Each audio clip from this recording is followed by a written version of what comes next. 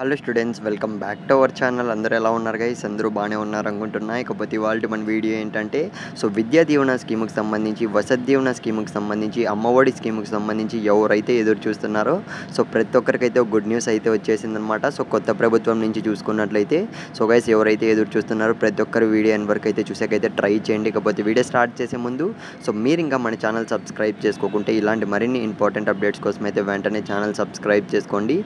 కొత్త ప్రభుత్వం నుంచి వచ్చే ప్రతి ఒక్క అప్డేట్ అయితే మీకు ఎప్పటికప్పుడు ఇస్తూనే ఉంటాను. ఇక మనం ఏమాత్రం ఆలస్యం చేయకుండా వీడియోలోకి అయితే వెళ్ళిపోదాం గైస్. తాజాగా మనకు వచ్చిన అప్డేట్ ఏంటంటే కొత్త ప్రభుత్వం అనేది అయితే ఫామ్ అయిపోయింది. మనకు ఆదేశాలు అయితే రావడం జరిగిందనమాట.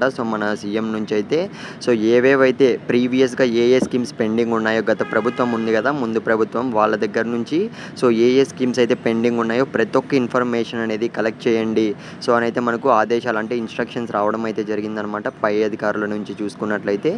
ప్రతి ఒక్కరికైతే గైస్ మీరైతే ఏమాత్రం టెన్షన్ అయితే పడకండి. ఇది ఒక గుడ్ న్యూస్ అనేది చెప్పుకోవచ్చు. పెండింగ్లో ఉండే ప్రతి ఒక్క స్కీమ్ అమౌంట్ అనేది కూడా మనకు ప్రతి ఒక్క స్టూడెంట్కి క్రెడిట్ చేస్తామని అయితే మనకు హామీ కూడా ఇవ్వడం అయితే జరిగిందనమాట. ఇకపోతే చాలామంది స్టూడెంట్స్లో అయితే డౌట్ అయితే ఉంది. విద్యా దీవెన ఈ స్కీమ్స్ ఫీజు రియంబర్స్మెంట్ అమౌంట్ అనేది ఏ విధంగా వేస్తారు? డైరెక్ట్గా కాలేజ్కి వేస్తారా కొత్త ప్రభుత్వం అయితే?